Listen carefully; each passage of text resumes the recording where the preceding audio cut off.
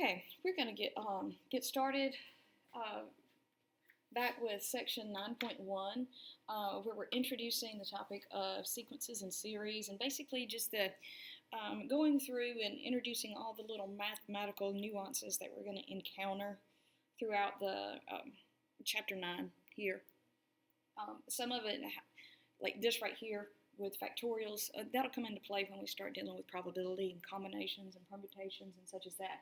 But we need to be able to evaluate factorial expressions.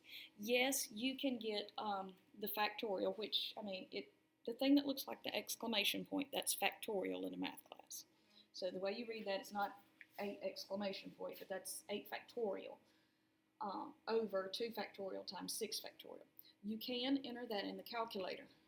If you're using the TI-84s, you're going to need to hit your math button, go over to PRB, which is going to be over on the far right, and it should be option number 4.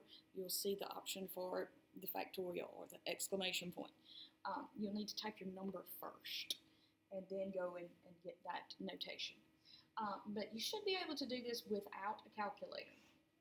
Well, put it this way, you should be able to do it without the factorial notation in the calculator. What your goal is, they're typically in fraction notation. So look up here you've got 8 in the top, and that's the only thing you have. In the bottom, you have a 2 and a 6. Well, which one's closest to 8? Obviously, the 6.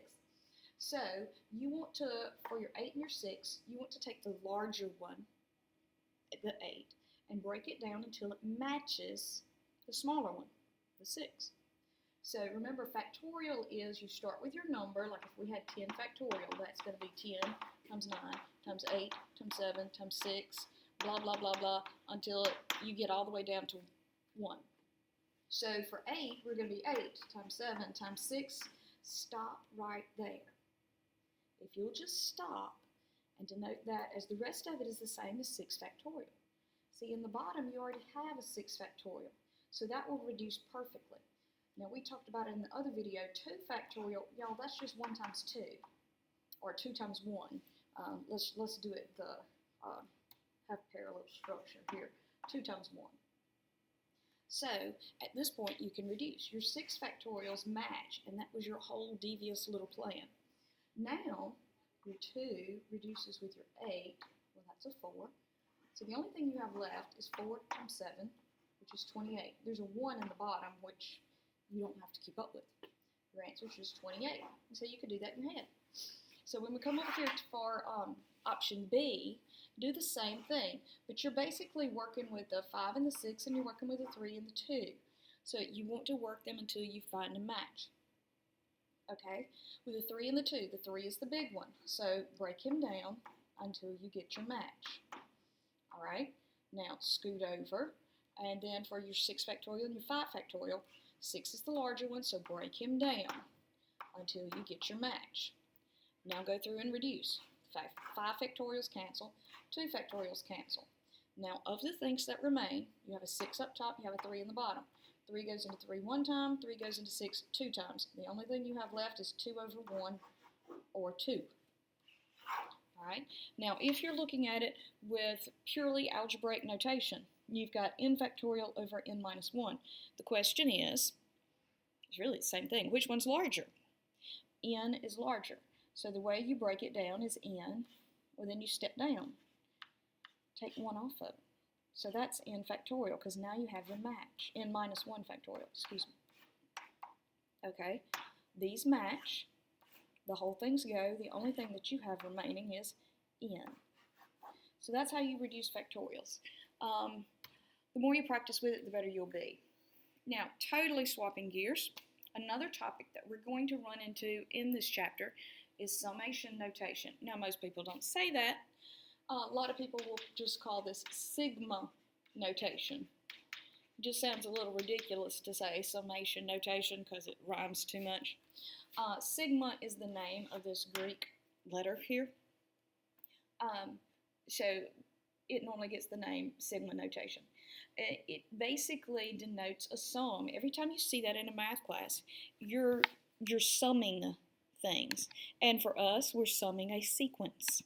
Now, what this definition states says the sum of the first n terms of a sequence is represented by, and then it strings all this stuff out. And notice we have a sub 1, a sub 2, a sub 3, a sub 4, blah, blah, blah, blah, blah, all the way until you specify what the end is with a sub n. Now look at this weird stuff at the beginning. Down here underneath the sigma, it says I equals 1. That right there is where you begin. So the I, that's your index of summation. So it's just telling you where you start, okay? And then the n at the top is where you end. So that's the reason that lots of times they'll call it lower limit and upper limit. So let's see how it works. If you're going to do this, it says find each sum. All right, and this says you start with 1 and you go to 5. Okay, well, if you want to have good notation, you copy that. And then we're going to come over here and then we're going to substitute in 1, 2, 3, 4, 5. And we're going to sum it all together.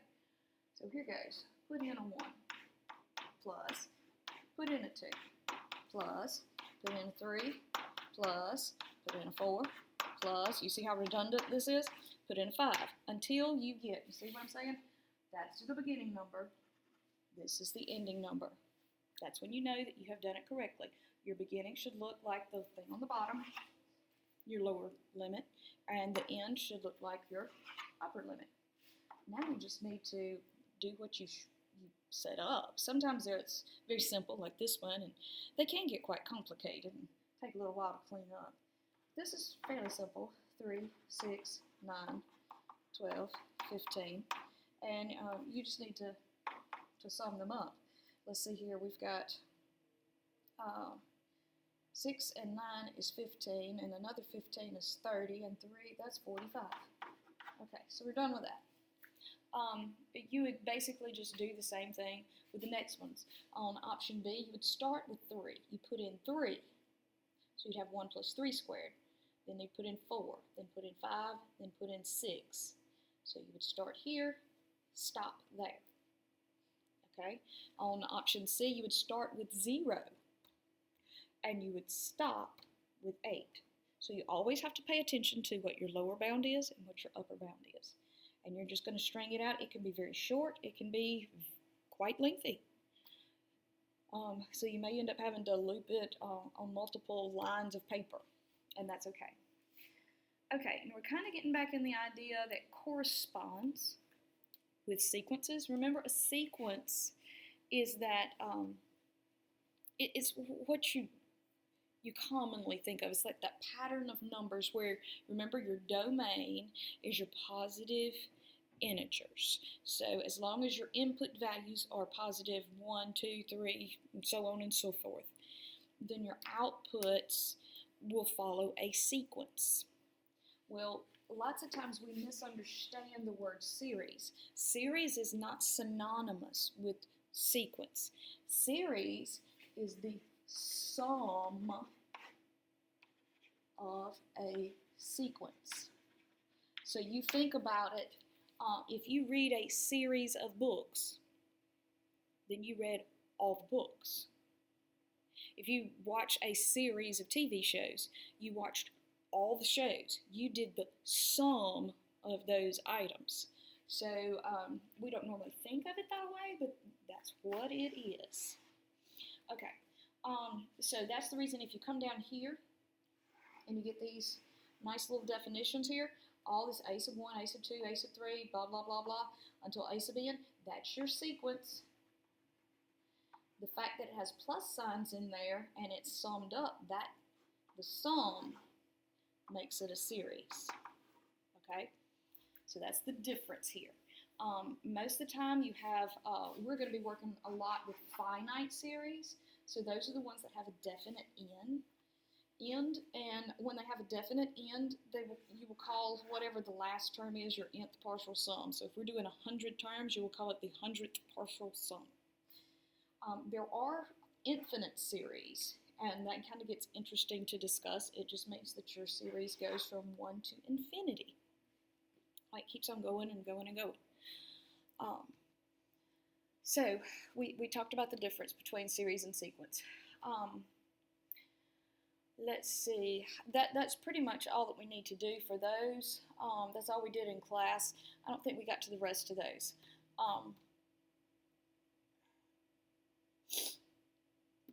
So if you were just wanting to catch up with what we did in class, that pretty much sums it up. I think we ran out of time right there. I was just trying to catch y'all up. If you still have questions about what we did on 9.1, please come and get me. See me about that. Also, make sure that you're staying on top of your homework. We're going to have quizzes just about every 2 sections that we cover in class. So be prepared. Stay on top of things.